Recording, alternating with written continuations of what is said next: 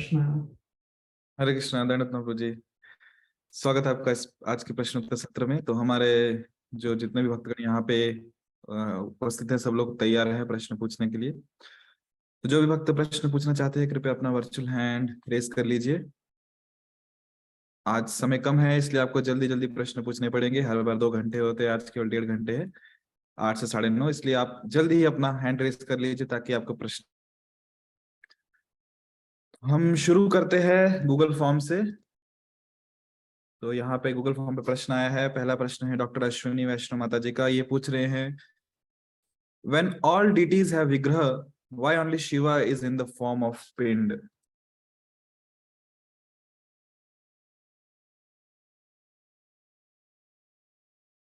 बहुत सारे। अच्छा, प्रश्न ये है उनका कि महादेव जी जो हैं वो पिंड और लिंग स्वरूप में क्यों है, क्यों, और बाकी जितने भी स्वरूप हैं भगवान के, वो मानवीय स्वरूप में है, उनके विग्रह हैं। तो ये प्रश्न जो है इसमें ऐसे हम उत्तर देते हैं कि ऐसा आवश्यक नहीं है कि जितने भी हमारे शास्त्रों में वर्णन है भगवान के स्वरूपों का, वो सब विग्रह स्वरूप में है। ऐसी आवश्यकता नहीं है। उदाहरण के लिए भगवान का जो एक अवतार है वो मीन अवतार है, मीन स्वरूप। तो उसके आपको विग्रह नहीं मिलेंगे, उसका आपको चित्रांकन मिल जाएगा किंतु उसका विग्रह नहीं मिलेगा। वैसे ही भगवान का हयग्रीव स्वरूप है, उसका भी विग्रह नहीं मिलेगा। जहां जहां भगवान के मानवीय स्वरूप दिखाई देते हैं वहां पर विग्रह सेवा जो है स्थापित है। वहां वहां पर आपको विग्रह दिखाई देंगे। सभी स्वरूपों का, जितने भी भगवान के स्वरूप शास्त्र में वर्णन है, जहां पर ऐसा प्रतीत होता है कि उनका मानवीय स्वरूप है, तो उस स्वरूप में भी सभी विग्रहों की, सभी स्वरूपों के आपको विग्रह नहीं मिलेंगे। कुछ ही स्वरूपों को विग्रह मिलेंगे। जैसे कि भगवान का जो स्वरूप है दशरथ नंदन राम, तो सीता राम या राम दरबार, जिसमें लक्ष्मण जी, हनुमान जी, या फिर कभी कभी भरत जी, विभीषण जी और नारद मुनि इत्यादि सब भी दिखाई देते हैं। कहीं कहीं ऐसे भी विग्रह स्वरूप होता है भगवान का। तो जहाँ पर भगवान का राम स्वरूप की सेवा की जा रही है विग्रह के रूप में, मूर्ति के रूप में, विग्रह के रूप में, वहां पर वो विग्रह दिखता है। लेकिन परशुराम जी का आपको विग्रह नहीं दिखेगा, क्योंकि वैसे उनकी सेवा की कहीं पर भी सेवा का उल्लेख नहीं किया गया शास्त्र में विग्रह स्वरूप में। तो हर स्वरूप का जो है विग्रह रूप में सेवा होए, यह आवश्यक नहीं है। तो इसलिए यह कहना कि बाकी सभी का स्वरूप जो है उसका विग्रह होता है, यह भी सही नहीं।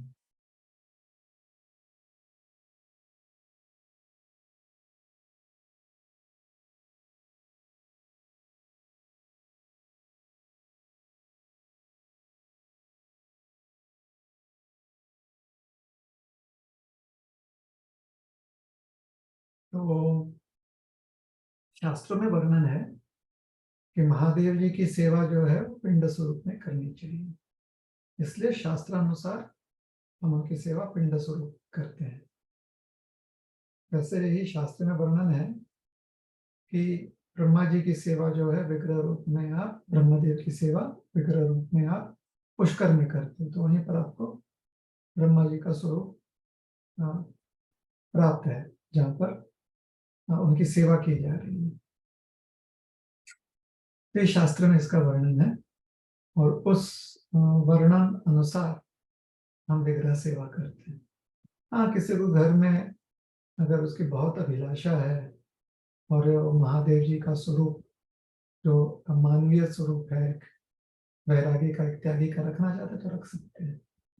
या हम देखते हैं कि कहीं कहीं कुछ आश्रमों में महादेव जी का विशाल स्वरूप भी व्यक्त किया जाता है, किंतु जो सेवा अर्चना की जाती है, सेवा अर्चना शास्त्र अनुसार पिंड स्वरूप में महादेव जी की जाती है।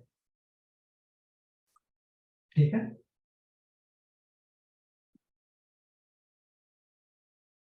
हरे कृष्ण, धन्यवाद प्रभु जी। और भी जो भक्त प्रश्न पूछना चाहते हैं, आप अपना हैंड रेस कर सकते हैं ताकि आपको अवसर मिले माइक ऑन करने का और आप प्रश्न पूछ सकते हैं प्रभु जी को। अगला प्रश्न गूगल फॉर्म में है, सोमनाथ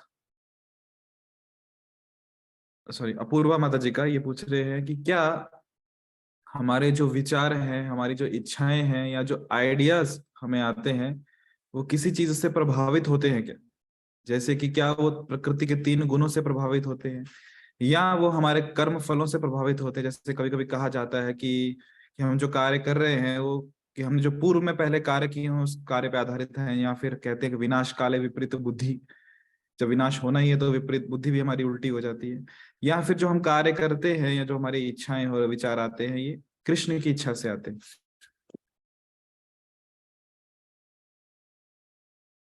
विचार करने की जो क्षमता है वो भगवान की कृपा से प्राप्त हुई है।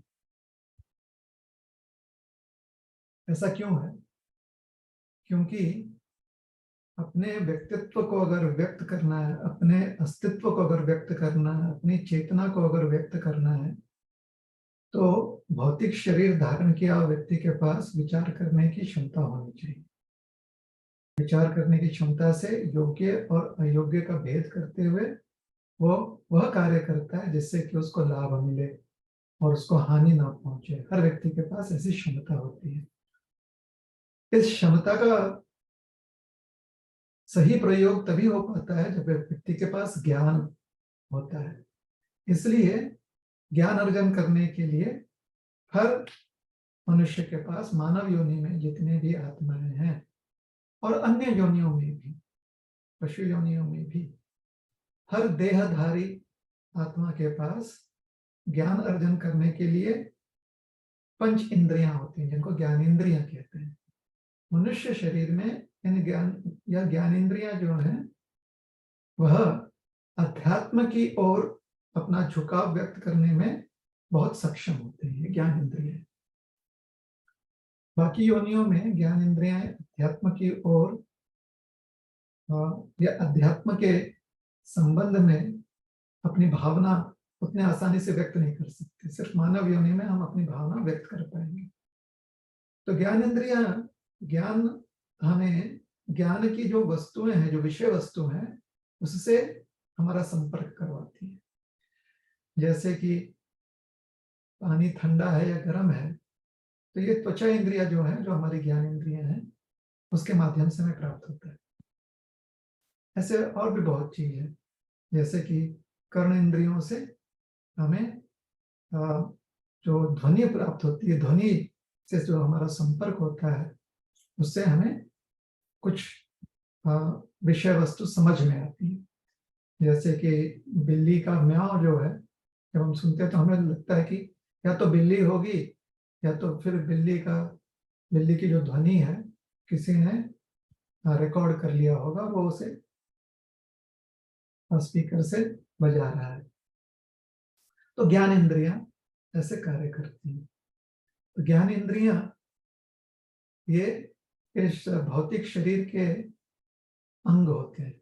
भौतिक शरीर के ही भाग होते हैं ज्ञान इंद्रिय। जैसे आंख है, ये ज्ञान इंद्रिय है। कर्ण है, ये ज्ञान इंद्रिय है। नासिका है, ज्ञान इंद्रिय। तो ये सब जो है शरीर के ही भाग है, भौतिक शरीर के। भौतिक शरीर जो है ये जो महत्व है, या जिसको पंच महाभूत कहते हैं, और जो 3 सूक्ष्म तत्व है, उससे बना हुआ है। पृथ्वी, जल, अग्नि, वायु, आकाश, मन, बुद्धि, अहंकार, इससे हमारा भौतिक शरीर बना हुआ है। तो प्रकृति से ही शरीर, शरीर का ही अंग है, शरीर का ही भाग है इंद्रियां, विशेष करके ज्ञान इंद्रियां, और ज्ञान इंद्रियों से हमें ज्ञान प्राप्त होता है। विषय वस्तु, जो भी विषय होता है, जो भी वस्तु होती है, उसका हमारे साथ क्या संबंध है, इसका ज्ञान हमें प्राप्त होता है। फिर उस ज्ञान के आधार पर हम विचार करते हैं कि यह हमारे लिए योग्य होगा या अयोग्य होगा। जो योग्य कार्य होगा, जिससे कि हमें लाभ मिलेगी, वो हम करने का प्रयास करते हैं, और जो अयोग्य कार्य होता है, जिससे कि हमारी हानि होगी, उसे हम त्यागने का प्रयास करते हैं। तो योग्य और अयोग्य का जो भेद है, क्योंकि वो ज्ञान पर अर्जित है, ज्ञान विषय वस्तु का हमें कैसे प्राप्त होता है। तो जो समाज में हमें ज्ञान दिया जाता है, उसके माध्यम से हमें ज्ञान प्राप्त होता है। जैसे समाज में हमें समझाया जाता है कि अगर अग्नि पर आपने एक बर्तन में पानी रखा तो पानी उबल जाएगा। गाय जो है, उसके थन में दूध होता है। जब गाय बछड़े को जन्म देती है, उसके थन में दूध होता है। तो आप उसके थन से दूध निकालकर मानव जो है उसको, उस दूध का प्रयोग कर सकता है। तो ये प्रक्रिया कैसे की जाए, इसका ज्ञान हमें समाज देता है। समाज ये ज्ञान दो स्वरूप में देता है। एक तो व्यक्ति स्वरूप में देता है, दूसरा है पुस्तकों द्वारा, लिखित स्वरूप में। आजकल पुस्तक जो है वो लिखित रूप में है, या पुस्तक जो है वो डिजिटल रूप में, इलेक्ट्रॉनिक स्वरूप में। तो यहां से हमें ज्ञान मिलता है। तो समाज ज्ञान जो है, जिस प्रकार से प्रकृति का स्वरूप होता है, उसके अनुसार ज्ञान समझता है। जैसे सोचिए कि तेज धूप है, तो हमें ज्ञान क्या प्राप्त होता है कि गर्मी लगेगी, उष्णता बढ़ सकती है, या इससे आप रोगी भी हो सकते हैं। तो ये ज्ञान प्राप्त है, तो व्यक्ति अपना बचाव करने का प्रयास करते हैं। बचाव करने के लिए क्या क्या हो सकता है, तो घर में रहे या सनस्क्रीन लगाए, इत्यादि इत्यादि इत्यादि। तो ये जो सारा प्रयास है, ये लाभ हानि पर निर्भर करता है।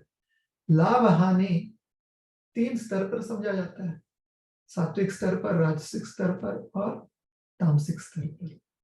तो सत्व, रजस और तमस, यही गुण जो है प्रकृति के अलग अलग स्वरूप को व्यक्त करते हैं। तो प्रकृति ये 3 गुणों से बनी हुई है, इसलिए प्रकृति को त्रिगुणात्मक प्रकृति भी कहा जाता है। ये इस प्रकृति के अधिष्ठा कौन है? भगवान है। ये प्रकृति कहाँ से व्यक्त हुई है? भगवान से व्यक्त हुई है। तो अंत में यही समझना उचित होगा कि भगवान के इच्छा से ही प्रकृति कार्य कर रही है, भगवान के प्रयोजन से ही और भगवान के निर्देशन में ही प्रकृति 3 गुणों को व्यक्त करती है। इन 3 गुणों का अलग अलग स्वरूप व्यक्त होता है प्रकृति का। 3 गुणों के मिश्रण से अलग अलग स्वरूप व्यक्त होता है प्रकृति का। इन अलग अलग स्वरूपों का संपर्क होता है ज्ञान इंद्रियों से। ज्ञान इंद्रियां ज्ञान प्रदान करती हैं विचार करने हेतु, और जब व्यक्ति विचार करता है तो 3 गुणों के अनुसार जो उसे ज्ञान प्राप्त हुआ है, उसके अनुसार वो लाभ हानि के बारे में सोचता है। मानव योनि में क्योंकि विचार करने की क्षमता बहुत ही विकसित है, इसलिए व्यक्ति लाभ हानि अध्यात्म के दृष्टिकोण से भी सोच सकता है। तो वही 3 गुणों के माध्यम से जो ज्ञान प्राप्त हो रहा है, जब अध्यात्म के दृष्टिकोण से व्यक्ति उस पर विचार करता है, तो हर वस्तु, हर कार्य जो है उसका, हर वस्तु का प्रयोग और हर कार्य जो व्यक्ति करता है, वो इसी उद्देश्य से करता है जिससे कि उसको आध्यात्मिक लाभ मिले, जिससे कि उसकी लाभ जो है उसे अध्यात्म की ओर ले जाए। और उन वस्तुओं को त्याग देता है, उन कार्यों को त्याग देता है जिससे कि अध्यात्म में उसको हानि पहुंचती है।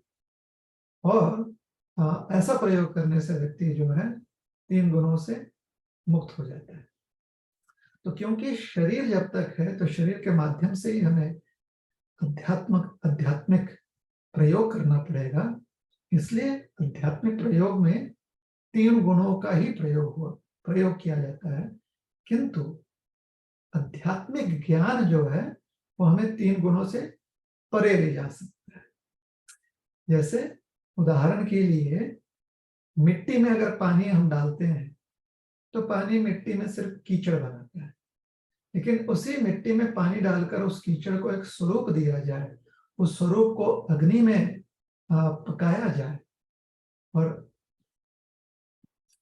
फिर उस स्वरूप में पानी रखा जाए, तब वही पानी जो है उस स्वरूप में वही मिट्टी उस पानी को धारण कर लेती है और फिर उसका प्रयोग किया जा सकता है। लेकिन अगर यह प्रक्रिया हमें पता नहीं है तो मिट्टी में जल डालने से सिर्फ हमें कीचड़ ही मिलेगा जो हमें मैला कर देगा। लेकिन जब हम ज्ञान का प्रयोग करते हैं और इस प्रक्रिया के माध्यम से मिट्टी को स्वरूप देते हैं एक मटके का या बर्तन का, तो उसमें वो बर्तन या वो मटका जो है अलग अलग धातुओं को, अलग अलग वस्तुओं को धारण कर सकता है जिससे कि हमें लाभ पहुंचे। उसी प्रकार से यह शरीर जो है सिर्फ भौतिक क्रियाओं के लिए प्रयोग किया जाता है। भौतिक क्रिया अर्थात आहार, निद्रा, भय और मैथुन, इनके लिए जब इसका खाली प्रयोग किया जाता है तो फिर हमारी चेतना मलिन हो जाती है, मैली हो जाती है। लेकिन जब इसी शरीर का प्रयोग और विचार करने की, शरीर की जो विचार करने की क्षमता है उसका प्रयोग भगवान और परमात्मा स्वरूप में भगवान जो हर जीव में व्यक्त हैं, विग्रह स्वरूप में भगवान जो विग्रह में स्थित है, शास्त्र स्वरूप में भगवान जो शास्त्र में स्थित है, और प्रकृति स्वरूप में भगवान जो प्रकृति में है, इनकी जब व्यक्ति सेवा करता है तो यही अध्यात्म है। और अध्यात्म में व्यक्ति अपना सेवा भाव सही रूप से व्यक्त कर सकता है। तो जब व्यक्ति इस प्रकार से 3 गुणों का प्रयोग करते हुए, सेवा भाव रखते हुए भगवान की सेवा करता है, तो यही 3 गुणों से व्यक्ति मुक्त हो जाता है और त्रिगुणातीत हो जाता है, उससे बाहर निकल जाता है और भौतिक शरीर का जो बंधन है, जन्म मृत्यु का चक्रव्यूह का जो बंधन है, उससे व्यक्ति मुक्त हो जाता है। तो आपका 3 प्रश्न था, यह आपके प्रश्न के 3 भाग थे। पहला यह प्रश्न था कि विचार करने की जो क्षमता है क्या प्रकृति से आती है। दूसरा प्रश्न यह था क्या 3 गुण जो हैं हमारे विचार करने की क्षमता पर प्रभाव डालते हैं। और तीसरा भाग आपके प्रश्न का यह था क्या भगवान हमें प्रेरणा देते हैं किसी प्रकार का विचार करने हेतु।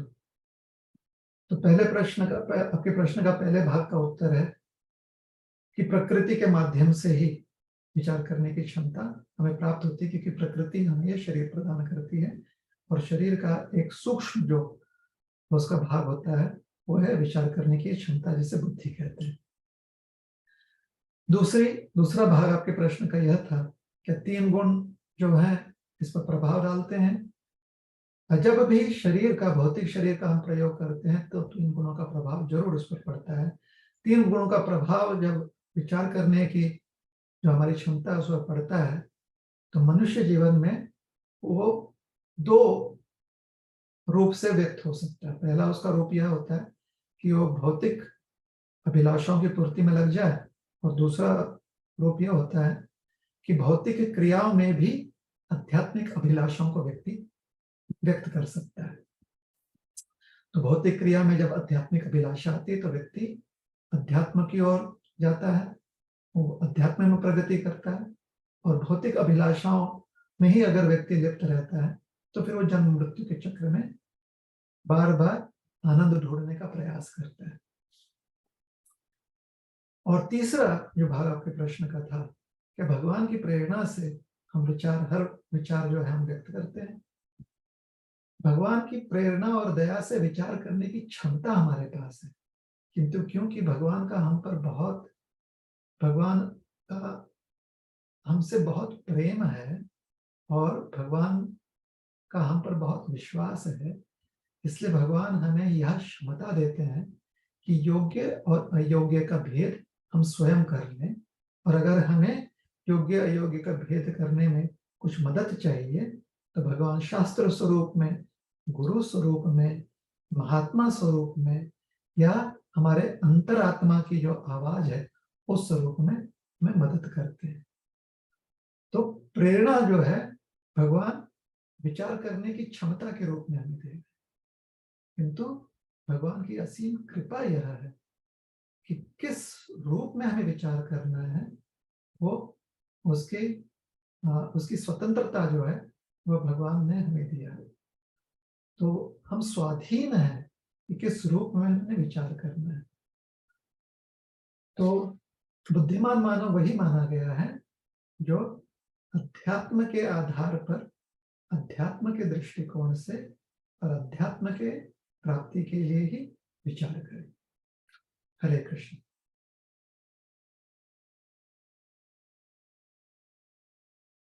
हरे कृष्ण। धन्यवाद प्रभु जी। प्रश्न का एक भाग और है कि क्या ये हमारे कर्म फल पे भी निर्भर करते हैं क्या, कि जैसे कहा कि विनाश काले विपरीत बुद्धि, जब विनाश काल आता है तो व्यक्ति गलत डिसीजंस लेता है और गलत कार्यों में लग जाता है। हाँ, ये भी भाग है, तो उसको हम संबोधित नहीं किया इस भाग को। तो कर्म फल होता क्या है? जो भी हम कर्म करते हैं वर्तमान में, जो भी हमने कर्म कर लिया है पूर्व काल में, तो उस कर्म का फल होता है। पूर्व काल के कर्म फल या तो खत्म हो चुके हैं या कुछ अभी फलित हो रहे हैं। वर्तमान काल के कर्म फल या तो अभी फलित हो रहे हैं या आगे चलकर फलित होंगे, भविष्य में फलित होंगे। ठीक है, तो वो हो जाता है आपका संचित कर्म। और पूर्व काल का जो कर्म है, जो या अभी वर्तमान का जो कर्म है जिसका फल आपको मिल चुका है, तो वो हो गया आपका प्रारब्ध। तो कुछ प्रारब्ध होता है शरीर के रूप में जो पिछले जीवन का होता है, किस परिवार में, किस राष्ट्र में हमें शरीर प्राप्त होगा, शरीर का कैसा स्वरूप होगा इत्यादि।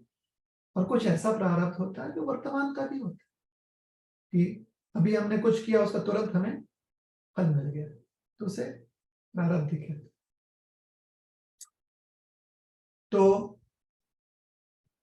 या आगामी भी कहा जाता है, जो संचित होता है। संचित पूर्व का भी हो सकता है, वर्तमान का भी हो सकता है, जो आगामी उसे कह सकते हैं।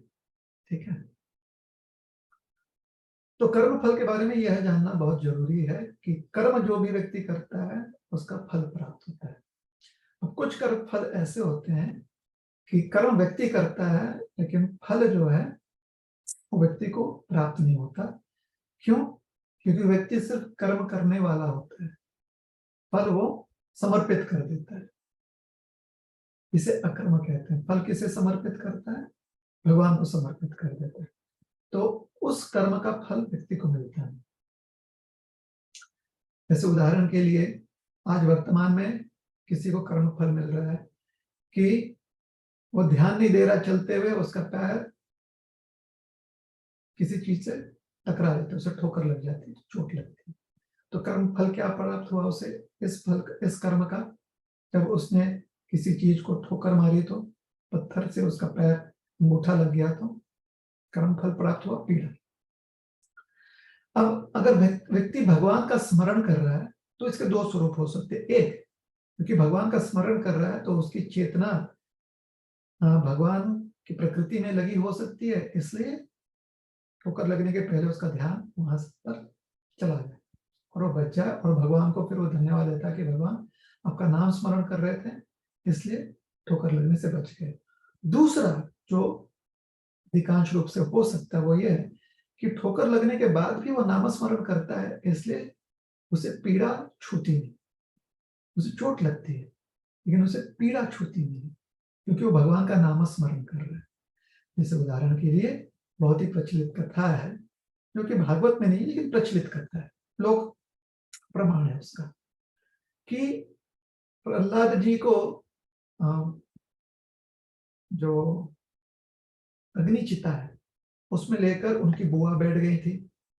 उसे वरदान था कि अग्नि उन्हें भस्म नहीं करेगा, लेकिन प्रहलाद जी को अग्नि ने भस्म नहीं किया, उनके बुआ को अग्नि ने भस्म कर दिया।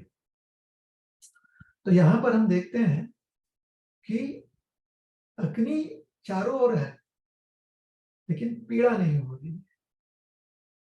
ठीक है,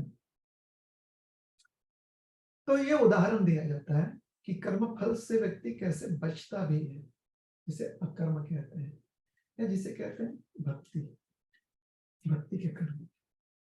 अब आपका प्रश्न है, क्या कर्म फल पूर्व निर्धारित होते हैं? क्योंकि हमने अपने जीवन में यह देखा है कि कभी कभी बुद्धिमान से बुद्धिमान व्यक्ति भी ऐसा कोई समय काल होता है जिसमें वो अयोग्य निर्णय ले लेता है, जिससे कि उसका नाश हो जाए, हानि हो जाए। तो ऐसा नहीं होता है कि अचानक कुछ हो जाए। वर्तमान में भी अगर व्यक्ति कितना भी बुद्धिमान व्यक्ति पूर्व काल में हो, लेकिन वर्तमान में अगर उसकी बुद्धि सुप्त हो गई है, अभी के समय में अगर उसकी बुद्धि सुप्त हो गई है, तो आंख से दिखते हुए भी व्यक्ति की चेतना ये बात नहीं समझ पाती है कि उसके पैर को ठोकर लगना है, क्योंकि उसकी बुद्धि उस समय सुप्त है। जैसे व्यक्ति किसी और चीज का ध्यान कर रहा है, शायद परेशान है किसी चीज से, उसका चिंतन कर रहा है मन में, तो आंख उसके सामने चलते हुए मार्ग पर ही है, सामने उसे दिख रहा है कि उसके पैर को ठोकर लग सकती है, लेकिन उसकी चिंतन क्योंकि कहीं और है, या तो बहुत आनंद में है इसलिए चिंतन कर रहा है, या तो उसके मन में बहुत लोभ आ गया है इसलिए वो उस चीज का चिंतन कर रहा है, या उसके मन में बहुत वासना है इसलिए उसका मन जो है उस वासना में लिप्त है। तो दिखते हुए भी उसकी चेतना नहीं भांप पा रही है कि उसको ठोकर लगे। तो जब भी व्यक्ति ऐसा कोई निर्णय लेता है जो उसके लिए अयोग्य हो, तो यही समझना चाहिए कि उस निर्णय लेने के पहले वो शायद बहुत बुद्धिमान हो, लेकिन यहाँ पर उसकी सतबुद्धि जो है वो सुप्त हो गई है। इसलिए कहा जाता है कि विनाश काले विपरीत बुद्धि। तो यहाँ पर जोर विनाश काल पर नहीं दिया गया है, जोर विपरीत बुद्धि पर दिया गया है। तो विपरीत बुद्धि जो हमने उदाहरण दिया, किस कारण से? क्योंकि उसका मन किसी और चिंतन में लगा हुआ। ठीक है, भगवान के भक्त जो है उसका भी मन भगवत चिंतन में लगा रहता है, नाम चिंतन में लगा रहता है। इसलिए पहले हमने उदाहरण दे दिया कि उसको दो प्रकार से परिणाम मिलेंगे। एक, जहां पर उसे ठोकर नहीं लगेगी क्योंकि अचानक उसकी चेतना भाप लेगी, भीतर से भगवान प्रेरणा देंगे, उसकी चेतना भाप लेगी, ठोकर लगने वाला है। दूसरी बात, अगर उसे ठोकर लगता भी है क्योंकि वो भगवत चिंतन में लगा हुआ है ना, इसलिए उसे पीड़ा नहीं होती। तो जिसका मन भगवत चिंतन में नहीं लगा हुआ है, किसी भौतिक विषय के चिंतन में लगा हुआ है, चाहे वो लोभ के कारण हो, चाहे वो पीड़ा के कारण हो, चाहे वो अहंकार के कारण हो, और चाहे वो क्रोध के कारण हो, वासनाओं के कारण हो, किसी भी कारण से हो, अगर उसका मन जो है उसमें लिप्त है, तो वर्तमान में इंद्रियां संकेत दे भी दे, क्योंकि उसकी चेतना उसे भाप नहीं पा रही, चेतना पूरी तरह से कहीं और लिप्त है ना, तो इसे कहते हैं विपरीत बुद्धि। विपरीत बुद्धि का अर्थ होता है कि बुद्धि का जो काम करना चाहिए योग्य और अयोग्य में भेद करने का, वो काम बुद्धि नहीं कर रही, क्योंकि बुद्धि किसी और चिंतन में लगी हुई है, बुद्धि बिजी है, ठीक है, तो विपरीत बुद्धि हो जाती है। तो इसे कर्म का ही फल समझना चाहिए। क्यों? क्योंकि चिंतन किस विषय में व्यक्ति कर रहा है, कुछ ना कुछ घटना उसके जीवन में हो गई है, उस विषय में कर रहा है। उस घटना का कर्म फल नहीं, उस घटना का कर्म फल कुछ और होगा, यह उसके चिंतन करने का कर्म फल। जिस चिंतन में वो लगा हुआ है, जिसकी वजह से जो उसे परेशानी आने वाली है, जो उसका विनाश होने वाला है, उसमें अपने बुद्धि का प्रयोग नहीं कर रहा है योग्य अयोग्य का भेद करने में, तो वह चिंतन का कर्म का फल है, फिर उसकी बुद्धि विपरीत हो जाती है। ठीक है,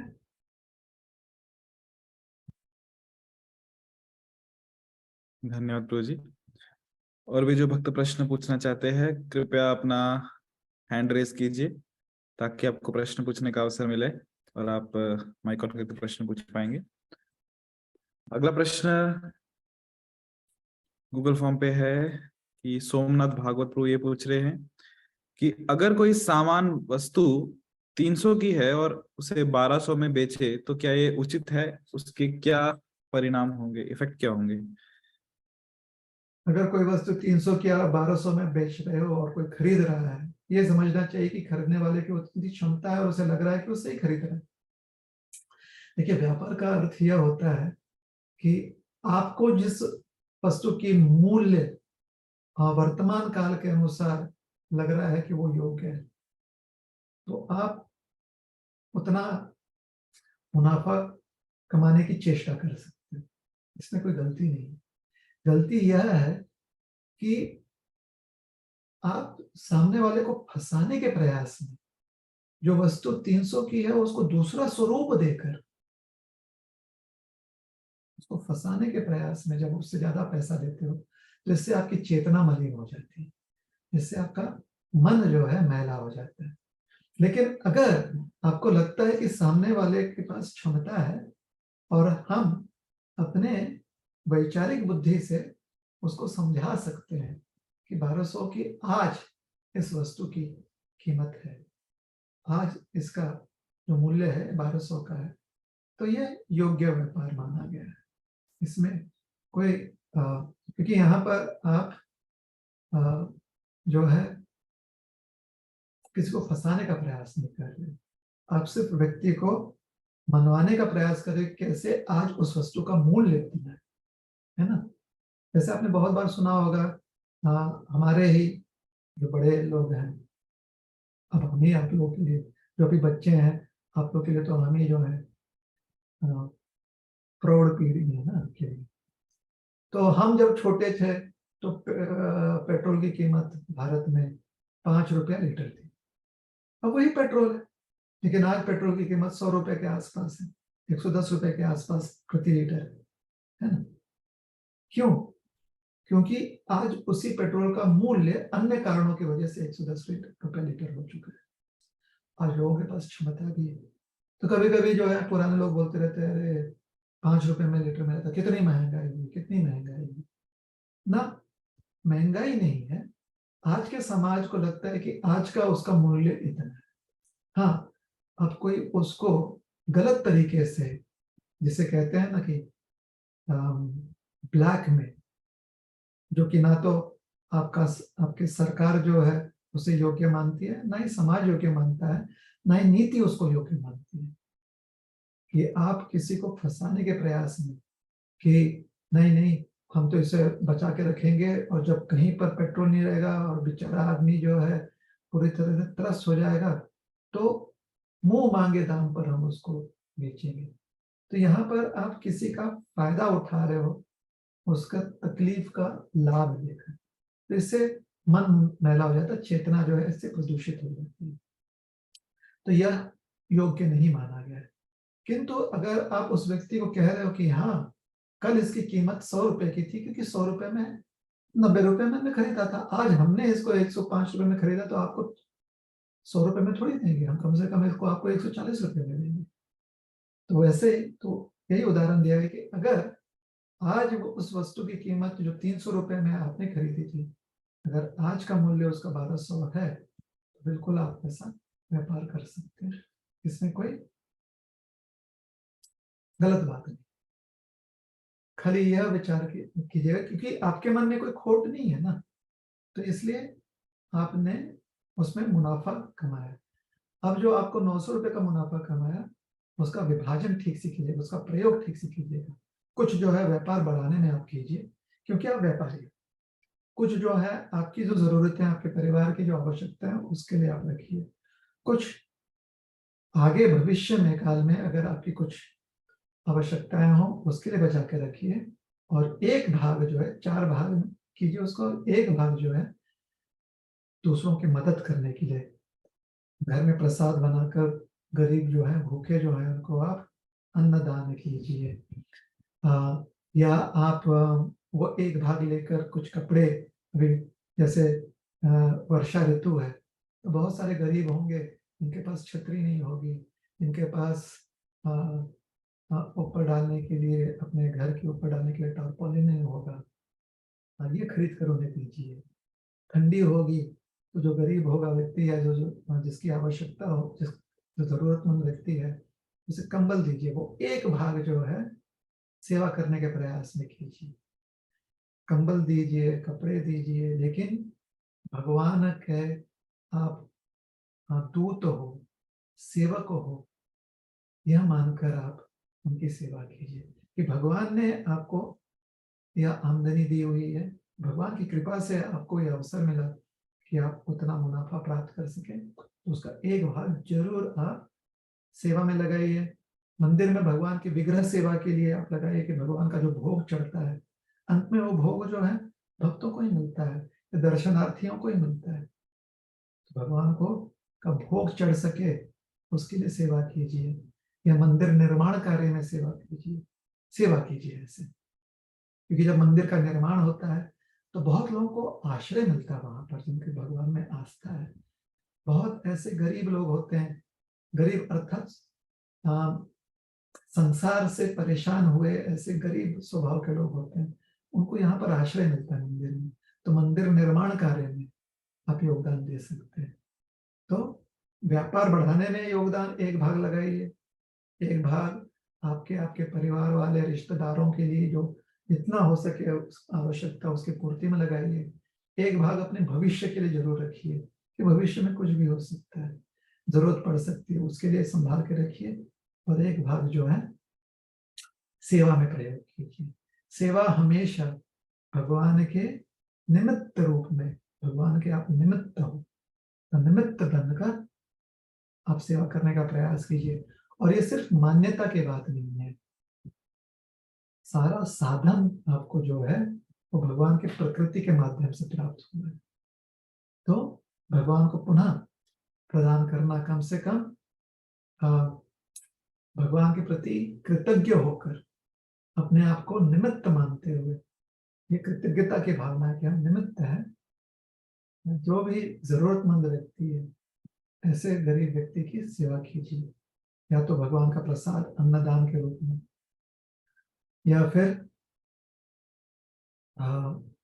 उनकी जो भी शारीरिक अवस्था है, आवश्यकता है, जितना हो सके उतनी सेवा जरूर कीजिए। मंदिर में सेवा कीजिए इत्यादि। हरे कृष्ण। या कोई गरीब विद्यार्थी है तो विद्यादान रूप में उसकी सेवा कीजिए।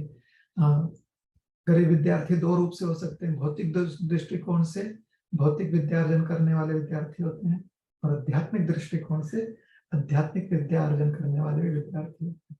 तो आध्यात्मिक दृष्टिकोण से तो छोटा बड़ा हर कोई जो है विद्यार्थी है, इसलिए गीता दान के रूप में भी आप योगदान दे सकते हैं। हरे कृष्ण। हरे कृष्ण। धन्यवाद प्रभु जी। और भी जो भक्त प्रश्न पूछना चाहते हैं अब अपना हैंड रेस करके प्रश्न पूछ सकते हैं। अगला प्रश्न चैट सेक्शन में आया है। अपूर्वा माता जी पूछ रहे हैं कि क्या जब हमारे कर्म फल को प्रभावित करता है, और क्या वो कर्म फल को काट भी दे, पूरा समाप्त कर देता है जब। और अगला प्रश्न ये है कि जो व्रत है जैसे कि अभी अधिक मास है, क्या वो 100 गुना ज्यादा अधिक फल देता है सामान्य समय से? तो ये चीजें कैसे काम करती हैं? आपका पहला प्रश्न का अगर उद्देश्य हम समझ रहे हैं सही से, तो दूसरा प्रश्न आप विरोधाभास में है कि अगर जप करने से लाभ मिलता है तो कोई व्रत आपको 100 गुना लाभ देगा, तो जब जप करने से लाभ मिल गया तो 100 गुना लाभ और क्या हो सकता है ना। ये तो ऐसे हो गया कि अगर खाना खाने से पेट भर गया तो अधिक मास में अगर खाना खाएंगे तो 100 गुना पेट भरेगा क्या? नहीं। अधिक मास में अगर व्यक्ति व्रत का पालन करता है तो अन्य मासों में क्योंकि वो नहीं कर पा रहा है ठीक से ना, तो इसलिए भगवान कहते हैं कि कम से कम इस एक माह में आप कर लो, तो हम आपको बाकी महीनों में भी किया होगा जो अगर आप करते तो उसका फल जो है वो आपको प्रदान करेंगे। या इतने वर्षों तक आपने जो भी हर महीने में कर्म ऐसे ही सेवा की होती तो उसका जो फल मिलता वो हम आपको प्रदान कर देंगे। तो ऐसा लालच देकर भगवान यही अपेक्षा कर रहे हैं कि बुद्धिमान व्यक्ति एक माह पूरा अगर तपस्या कर ले और उसमें उसको आनंद मिल जाए, तो वो यही सोचता है कि इसको इस तपस्या को अब आगे भी जारी रखते हैं। तो भगवान हमसे अपेक्षा यह रख रहे हैं, इसलिए इस प्रकार का लालच जो है दिखाई पड़ता है कि अधिक मास में 100 गुना फल मिलेगा, निश्चित मिलेगा, निश्चित आपको 100 गुना नहीं 1000 गुना फल मिलता है, निश्चित मिलता है। ठीक है। लेकिन जो व्यक्ति नाम जप करने से पूरा लाभ मिल चुका है, अधिक मास में भी नाम जप करेगा तो वही लाभ मिलेगा, उसको 1000 गुना लाभ करने की उसकी लालच नहीं है, क्योंकि वो संतुष्ट है भगवान का नाम जप करते हुए। तो ये आपका दूसरा प्रश्न है, क्या पहले हमने उत्तर दे दिया, क्योंकि पहले प्रश्न के संदर्भ में दूसरा प्रश्न जो है विरोधाभास के रूप में प्रतीत हो रहा है। ठीक है। तो अगर पहले से ही आप नाम जप कर रहे हैं, हर महीने में आप जो है कुछ ना कुछ व्रत का पालन कर रहे हैं, तो अधिक मास में जो व्रत का पालन करेंगे आप उस व्रत का पालन करने से ही संतुष्ट हो जाएंगे, ना कि 1000 गुना आपको फल मिल रहा है उसका संतोष जो है उसकी लालच आप रखेंगे। उदाहरण के लिए अगर एक व्यक्ति को खाली 1 रुपये की आवश्यकता है और उसे उसमें वो संतुष्ट है, तो अगर उसको 1000 रुपये में मिल जाता है तो खाली 1 ही रुपये का प्रयोग करता है, बाकी 999 रुपये का प्रयोग नहीं करता। उसकी लालच, क्योंकि उसके मन में लालच नहीं है ना, तो उसकी आवश्यकता कुछ बढ़ती नहीं, वो 1 ही रुपये में संतुष्ट रहता है। तो जो लोग पहले से ही आध्यात्मिक मार्ग में लगे हुए हैं, वो अधिक मास का व्रत का पालन करते हैं, उसके मन में लालच, उनके मन में लालच नहीं होती। किंतु जो नहीं कर पा रहे हैं उनको इसका लालच जो है, ये जो लालच दी गई है उसका लाभ लेना चाहिए, क्योंकि उनको फल ऐसा मिलेगा कि अधिक मास समाप्त होने के बाद भी वो आध्यात्मिक तपश्चर्या में लगे रहेंगे। कम से कम ऐसी अपेक्षा रखी गई है। पहला प्रश्न आपका यह है, आपके हाँ 2 प्रश्न पूछे थे। तो पहला प्रश्न यह था कि क्या नाम जप में इतनी शक्ति है कि वह हमारे कर्म फलों को काट सकता है? नाम जप में शक्ति नहीं है, नाम में शक्ति है। हरिनाम में यह शक्ति है कि वह हमारे कर्म फलों को काट देता है, मतलब हमको कर्म फलों से मुक्त कर सकता है। भगवान के नाम में इतनी शक्ति है। नाम जप व्यक्ति जब करता है तो जप करने का परिणाम यह होता है कि भगवान के नामों की में जो ये शक्ति है ना, वो कर्म फलों को काट देता है। अब जप किसे कहते हैं?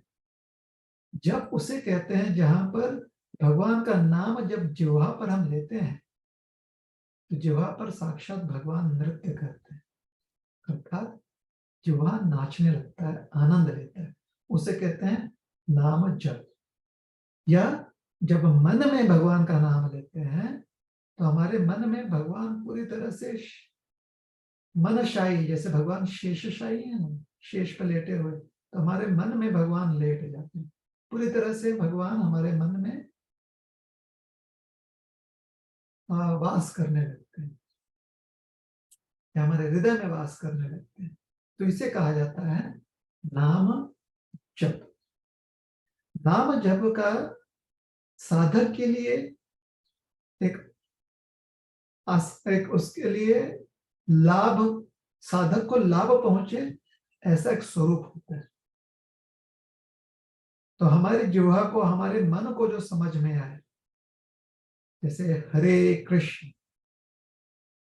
ये भगवान का नाम है, जैसे कृष्ण ये भगवान का नाम है।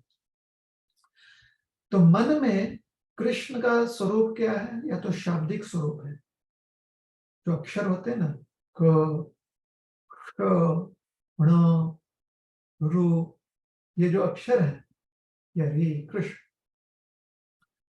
तो इसका एक स्वरूप होता है मन में।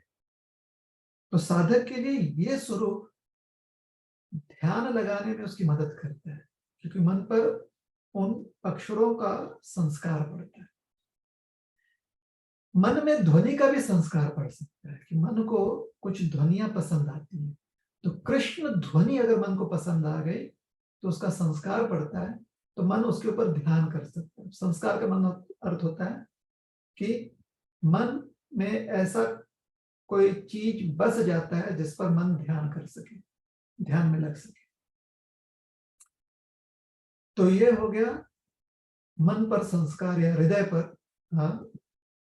साधक जब नाम जप करता है, उच्चारण करता है नाम का जिह्वा से या मन में, साधक जब करता है नाम जप, तो उसका यह स्वरूप होता है कि संस्कार पड़ता है। तो किस रूप में? अक्षर रूप में, या ध्वनि का जो आनंद है उस रूप में। तो ये दोनों जो हैं, ये भौतिक जो पदार्थ है उसके माध्यम से आ रहे हैं। तो इसमें कभी कभी परेशानी हो सकती है कि भौतिक पदार्थों के माध्यम से क्योंकि यह संस्कार पड़ रहा है, इसलिए व्यक्ति भौतिकता में लिप्त हो सकता है कि अरे हम कितना अच्छे से ध्यान कर रहे हैं, या कितने अच्छे से जिह्वा से नाम ले रहे हैं, तो अहंकार आ सकता है व्यक्ति के मन में। या व्यक्ति के मन में सिर्फ ध्वनि का असर होता है, तो वही चीज जो है वो भौतिक रूप में भी डालने लगता है। मतलब अगर किसी को उसने पुकारना है तो उसी ध्वनि को के रूप में पुकारता है। तो ये जो होता है ना, परिहास के रूप में हो सकता है, ऐसे नामाभास भी कहते हैं। तो खाली आभास है नाम का वहां पर, तो ये वहां पर समस्या हो सकती है साधक के लिए। और दूसरा है जिह्वा पर। तो जिह्वा कर जब आनंद मिलता है, जिह्वा को नाचने लगता है, जिह्वा नाचने लगता है, मतलब उसे और अभिलाषा होती है कि और चाहिए और चाहिए और चाहिए, तो उसे कहते हैं नाम जप। लेकिन साधक के लिए क्या होता है जिह्वा पर? वो जिह्वा पर होता है सही उच्चारण, क्योंकि जब जिह्वा सही उच्चारण के प्रति ध्यान देने लगती है ना, जिह्वा मन का प्रयोग करते हुए जिह्वा सही उच्चारण पर ध्यान लेने लगती है, जैसे कृष्ण, ये सही उच्चारण करने पर जब जिह्वा ध्यान देने लगती है, तो अब जिह्वा की क्रिया में मन पर वह संस्कार पड़ता है कि जिह्वा का ऐसे प्रयोग करना चाहिए। तो इससे भी ध्यान करने में आसानी हो जाती है। किंतु यहाँ पर भी समस्या यही है, क्योंकि वह शब्द जो है उसका एक भौतिक स्वरूप है ना, शब्द के रूप में या ध्वनि के रूप में, तो व्यक्ति जो है भौतिकता में लिप्त हो सकता है। तो एक साधन को ध्यान दे देना चाहिए कि अहंकार की भावना उसमें नहीं आनी चाहिए, कर्ता होने की भावना उसमें नहीं आनी चाहिए, या उसमें यह भावना नहीं आनी चाहिए कि हम जो है तपश्चर्या कर रहे हैं तो उसका फल हमको जरूर मिलना चाहिए। इस प्रकार से व्यक्ति को कर्मकांडी नहीं होना चाहिए। कर्मकांडी का अर्थ होता है जो फल की अभिलाषा रखता है। तो अगर इन चीजों से व्यक्ति बचे साधक के रूप में, तो योग्य संस्कार मन पे पड़ेगा, मन ध्यान की प्रक्रिया सीखते रहेगा, और धीरे धीरे जब मन ध्यान की प्रक्रिया में पूरी तरह से निष्णात हो जाएगा, पूरी तरह से एक्सपर्ट हो जाएगा, तब मन को आनंद मिलने लगेगा सिर्फ कृष्ण नाम की ध्वनि का। वह उस ध्वनि को किसी और नाम से नहीं जोड़ने का प्रयास करेगा, या सिर्फ राम नाम के ध्वनि का उसे जो है ना, उसे उसका लोभ आ जाएगा व्यक्ति के मन में। ऐसा लालच व्यक्ति के मन में आ जाएगा कि सिर्फ राम नाम की ध्वनि हो, वो किसी और नाम से उसको जोड़ना नहीं चाहेगा उस ध्वनि को। तो कोई भी और ध्वनि है उसको राम नाम ही सुनाई देगा, क्योंकि राम नाम ही गूंजता है, या कृष्ण नाम ही गूंजेगा उसके मन में। कोई भी और ध्वनि आ जाए, या कोई भी और शब्द दिखाई दे, कोई और भी अक्षर दिखाई दे, कि शब्द होगा कलम, है ना, तो उसमें क दिखाई दे, तो फिर क सोचते हुए वो भगवान का स्मरण करेगा, क्योंकि क शब्द ब्रह्मा जी को संकेत करता है, क शब्द भगवान विष्णु को भी संकेत करता है, क्योंकि भगवान के ब्रह्मा जी को सारी शक्ति भगवान विष्णु से आ रहा है। क शब्द कृष्ण में भी है, तो क शब्द जहां पर भी देखेगा, कलम में भी देखेगा, तो उसे कृष्ण याद आएंगे। तो ये होता है एक सिद्ध व्यक्ति, जो पूरी तरह से निष्णात हो गया है, पूरी तरह से जो मैच्योर हो गया है अपनी साधना में। तो क्या नाम जप से करने से हमारे पाप कर्म कट जाते हैं? नहीं। नाम नाम में वो शक्ति है कि हमारा हमारा कर्म फल कट जाता है, पाप हो या पुण्य हो दोनों। नाम में शक्ति है कि वो कर्म फल काट देता है, कर्म फल से हमें मुक्त करता है।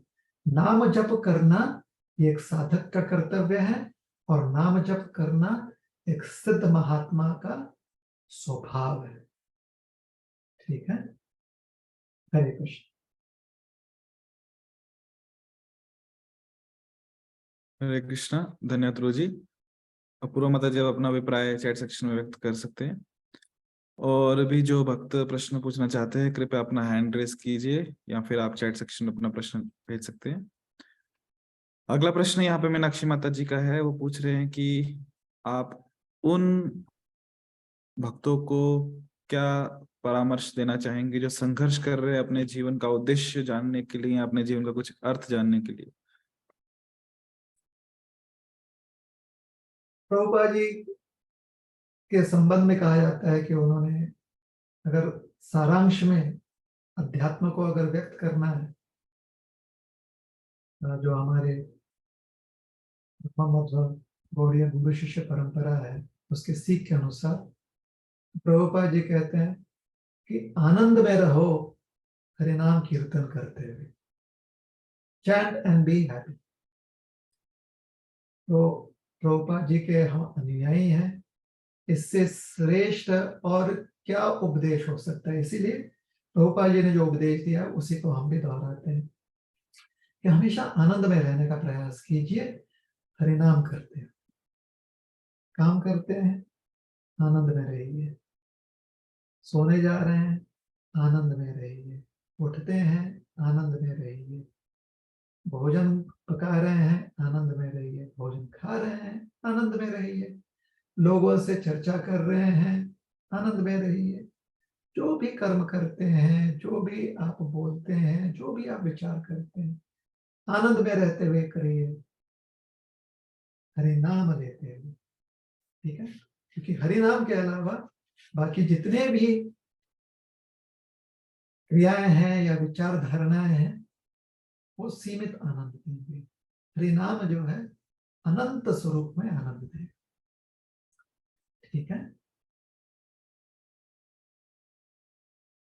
हरे कृष्ण। धन्यवाद गुरु जी। मीनाक्षी माता जी आप अपना अभिप्राय व्यक्त कर सकते हैं। और भी जो भक्त प्रश्न पूछना चाहते हैं तो आप अपना हैंड रेस कीजिए, आपको माइक ऑन करने का अवसर दिया जाएगा। अगला हम चलते हैं गूगल फॉर्म में। यहाँ पे प्रश्न पूछा गया है कि हम अपनी भौतिक जिम्मेदारियों और आध्यात्मिक आकांक्षाओं को प्रभावी ढंग से कैसे संतुलित कर सकते हैं। उसे अच्छे से समझकर उसके लिए अगर जब जब आवश्यकता पड़े उसके लिए मार्गदर्शन प्राप्त करते हुए महात्माओं से या बुद्धि जीवों से, और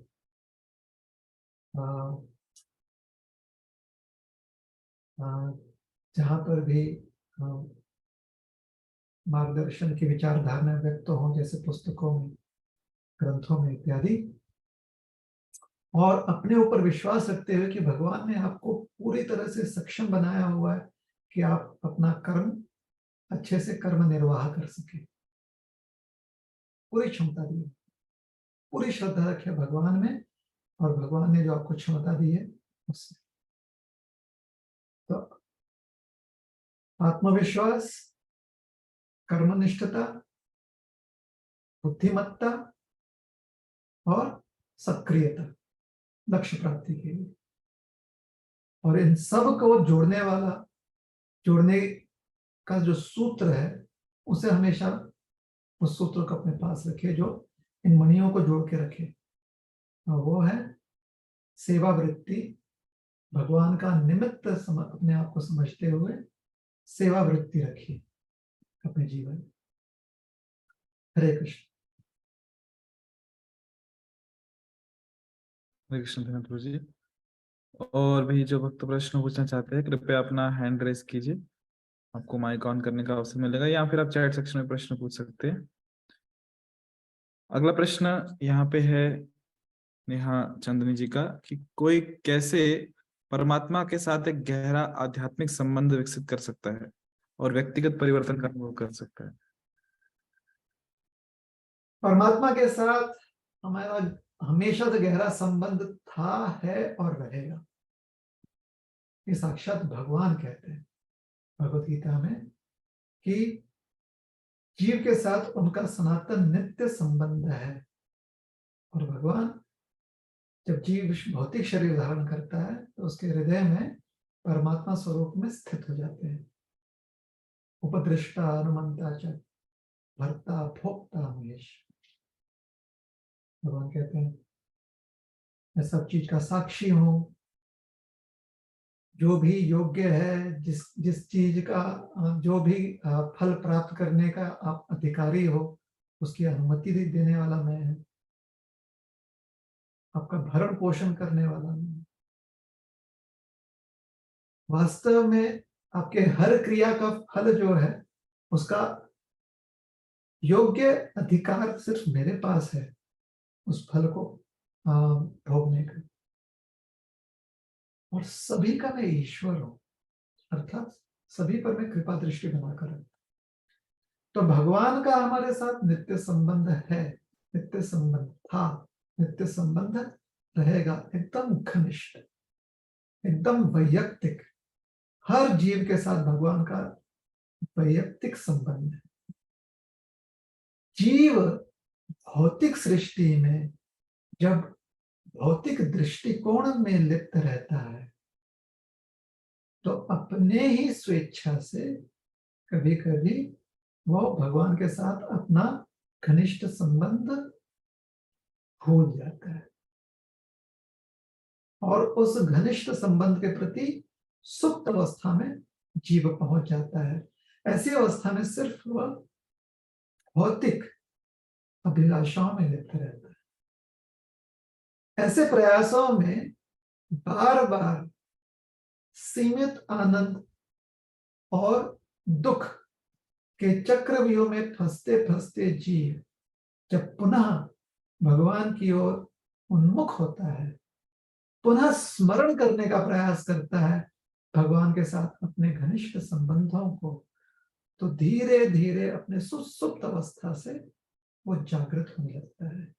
जितना ज्यादा वो प्रयास करेगा, जितना मन लगाकर जीव प्रयास करेगा, उतने ही जल्दी अपने सुसुप्त अवस्था से मुक्त होकर जागृत अवस्था में आ जाए। और कलयुग में जो प्रक्रिया आपको सुप्त अवस्था से जागृत अवस्था में बड़े ही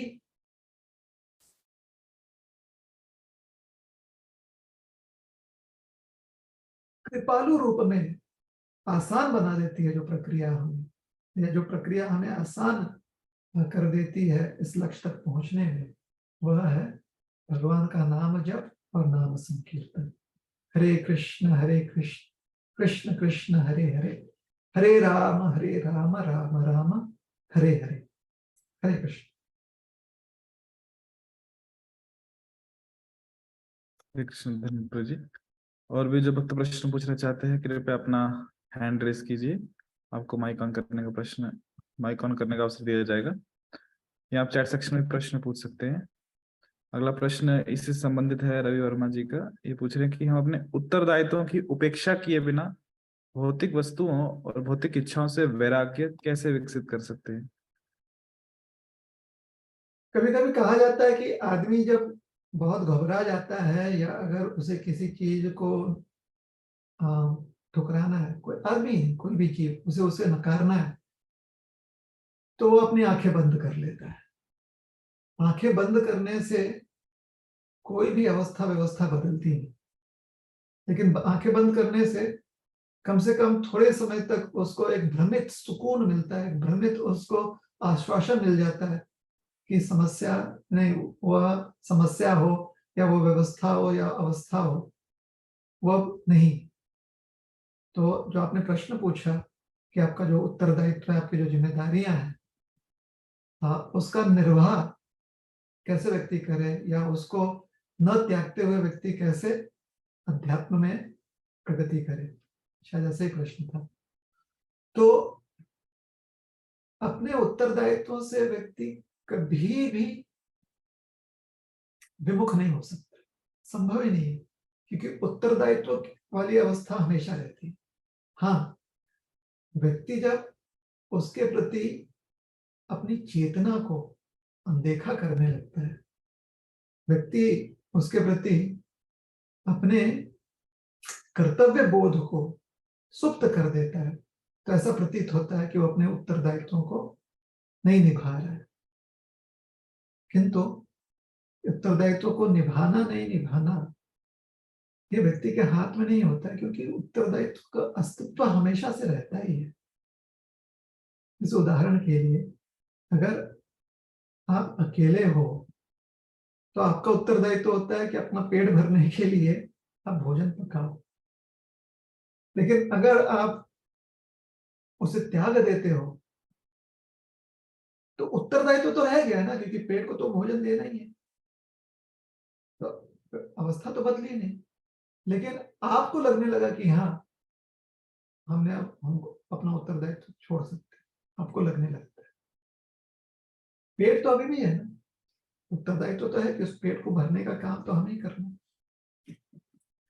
तो उत्तरदायित्व कभी भी त्यागा नहीं जा सकता। भ्रम में व्यक्ति सोचता है कि हम त्याग सकते हैं। तो हर किसी को निश्चिंत रहना चाहिए कि उत्तरदायित्व निभाते हुए ही हमें जीवन निर्वाह करना है, जीवन जगना है, कोई और मार्ग है नहीं। प्रश्न यह उठता है कि उत्तरदायित्व निर्धारित कौन करेगा? क्या हम करेंगे, क्या हमारे रिश्तेदार करेंगे, क्या समाज करेंगे, क्या हमारे ग्रंथ करेंगे? तो यह विचार करने वाला विषय है, ठीक है ना। तो योग्य उत्तरदायित्व जो निर्धारित कर सकता है वह साक्षात श्री भगवान। उनसे अच्छा और कोई निर्णय नहीं दे सकता है कि उत्तरदायित्व होता क्या है, ठीक है। तो अगर भगवान ने जो निर्धारित किया हुआ उत्तरदायित्व है वो समझने की हमारे पास हमें हमारा भाग्य हो, हमें प्राप्त होता है, तो फिर हमारे लिए बहुत आसान हो जाता है कि हम अध्यात्म मार्ग में आगे बढ़े, प्रगति करें, ठीक है। लेकिन अगर समाज जो है अलग अलग उत्तरदायित्व निर्माण करने लगता है या फिर परिवार निर्माण करने लगता है, जैसे हम एक उदाहरण देते हैं, बड़ा ही योग्य उदाहरण कि हाँ, एक नवयुवक प्रेरित हो गया कि उसे वैराग्य का जीवन जीना है। तो उसका परिवार था, नवयुवक ही है, शायद 21-22 साल की उसकी उम्र थी। तो वैराग्य लेना है, तो उनके परिवार में जो बड़े जन थे, बुजुर्ग लोग थे, दादाजी थे, नाना जी थे, तो आप उसे समझाने कि बेटा ये तुम्हारा समय नहीं है वैराग्य बनने का। अभी जो है अपना भौतिक जीवन का जो उत्तरदायित्व है उसको निभाओ, फिर बाद में वैराग्य लें। तो बच्चे ने पूछा, नवयुवक ने पूछा कि फिर वैराग्य लेने का समय क्या है? ने कहा जब तुम्हारे बच्चे बड़े हो जाएं, उनके बच्चे हो जाएं, तुम रिटायर हो जाओ, बुढ़ापा आ जाए, उस समय वैराग्य ग्रहण कर लो। तो उस नवयुवक ने कहा ठीक है, आपका जो उपदेश है वो हम मानते हैं क्योंकि बड़ा योग्य उपदेश है, तो हम अभी वैराग्य ग्रहण नहीं करेंगे, आप ग्रहण कीजिए। या आपने जो उपदेश किया उसके अनुसार तो आपका समय आ गया ना वैराग्य ग्रहण करने का। चुप हो गए। तो उत्तरदायित्व तो क्या है, कौन निर्धारित करेगा? ये विचार करने वाली बात है, इस पर विचार करना चाहिए। और भगवान ने अगर उपदेश के माध्यम से उत्तरदायित्व निर्धारित कर दिया है तो उससे योग्य उत्तरदायित्व और कुछ नहीं हो सकता है, किसी भी समाज के लिए, किसी भी व्यक्ति के लिए, किसी भी परिवार के लिए। भगवान ने हर व्यक्ति के लिए एक मुख्य जो उत्तरदायित्व निर्धारित किया वो है कि नित्य जो है उनका नाम स्मरण होना चाहिए। हरे कृष्ण कृष्ण कृष्ण हरे हरे, हरे राम राम राम हरे हरे। बाकी जितने भी उत्तरदायित्व हैं वो देश काल और पात्र के अनुसार वो उत्तरदायित्व है।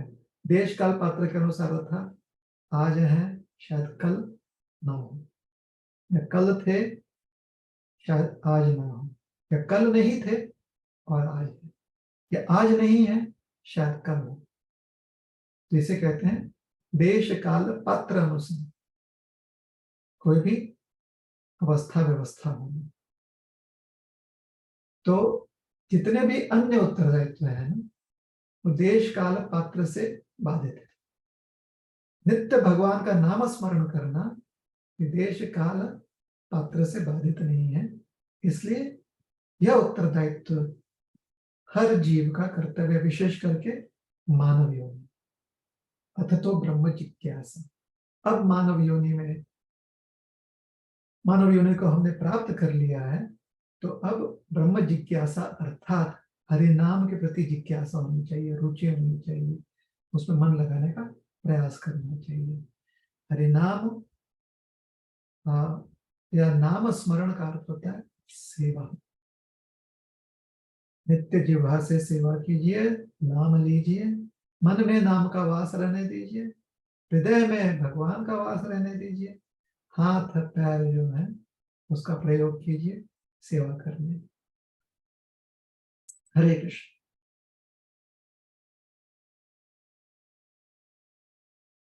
हरे कृष्ण, धन्यवाद प्रभु जी। अगला प्रश्न दर्शन प्रभु का है, पूछ रहे हैं कि it is very hard to remain consistent and to prioritize the important things like chanting and studies. Mind again goes toward unimportant things. How can I deal with it? प्रश्न है कि जो हमारे लाभदायी है, योग्य है, उसके प्रति मन को लगाना बहुत कठिन हो जाता है और जिसमें हमारा समय व्यर्थ जाता है, ऐसे क्रियाओं में मन बड़े आसानी से लग जाता है। क्या करना चाहिए? The simple answer to your question is that we do not have an option, because as soon as we make choices there are going to be results, but as soon as we act upon our choices there are going to be results. So we do not have an option. We have to make the right choices always, otherwise we have to accept the result that comes our way. This is a simple answer. Always make the right choice. Please don't procrastinate. Always be very, very worthy of having been given a chance to make choices, and feel worthy of having the chance to make a choice in life. Make the right choices. Your time will be very valuably utilized. तो जो प्रश्न था उसका उत्तर ऐसा है कि मन जो है, जो योग्य कार्य होते हैं, क्योंकि उसमें थोड़ी तपस्या होती है, तो अक्सर मन उसमें रुष्ट हो जाता है, या मन इतने आसानी से लगता नहीं। और जो भी कार्य तथाकथित लगता यह है कि उसमें हमें आनंद है, भोग मिल रहा है, उसमें मन आसानी से लग जाता है, लेकिन उसमें समय व्यर्थ जाता है। तो किस प्रकार से हम मन को उन कार्यों में लगाएं जो लाभदायी हो, और जो व्यर्थ समय जिसमें चला जाता है उससे मन को हटा ले। तो उत्तर यह है, सरल उत्तर यह है कि हमारे पास और कोई भी ऑप्शन नहीं, हमारे पास कोई विकल्प नहीं है सिवाय इसके कि हम योग्य चुनाव करें, या हम अपने लिए, अपने जीवन में लाभ प्राप्त करने के लिए हम योग्य विचारों को ही अपनाएं। इसके अलावा हमारे पास कोई विकल्प नहीं है। क्यों? क्योंकि जैसे ही किसी भी हम विकल्प को अपनाते हैं और उस पर क्रिया करते हैं, तो उसका फल हमें मिलेगा। फिर हमें रोना नहीं है कि अरे हमारा समय व्यर्थ गया, या हमारा समय जो है सही उपयोग हो गया, ऐसे नहीं। तो योग्य विकल्प चुनना यह हमारा उत्तरदायित्व है, इसका कर्तव्य बोध हमें होना चाहिए कि योग्य विकल्प हमें हमेशा चुनना चाहिए।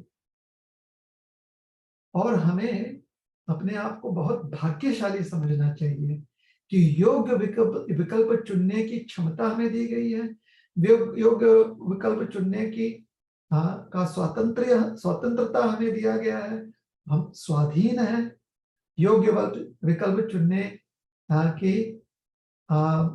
का अभिमान भी हम रख सकते हैं कि हमें यह अभिमान होना चाहिए कि हमें योग्य विकल्प चुनने का अवसर दिया गया है। ठीक है, तो योग्य विकल्प हमेशा उसका चुनाव कीजिए, उसे अपनाइए, और जो अयोग्य है उसे त्यागिए, क्योंकि जैसे ही आप क्रियाशील हो जाएंगे फल प्राप्त होगा।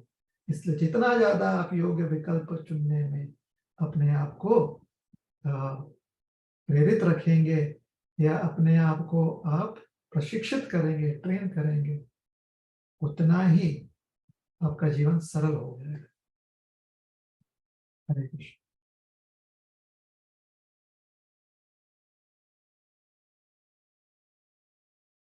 हरे कृष्ण, धन्यवाद गुरु जी।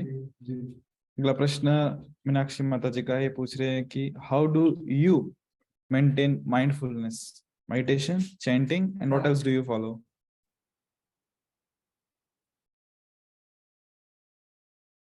माइंडफुलनेस अर्थात अपने मन को हमेशा ध्यानग्रस्त रखना, या हमेशा योग्य विचारों में रहना। ये कैसे आप कर पाते हो? क्या नाम जप करते हुए कर पाते हो? चैंटिंग, और क्या चीज था? नामस्मरण, meditation, chanting and what else do you follow? ध्यान करते हुए आप करते हो, या नामस्मरण करते हुए करते हो, या अन्य कोई और प्रक्रिया करते हो? बहुत सरल प्रक्रिया का हम पालन करते हैं।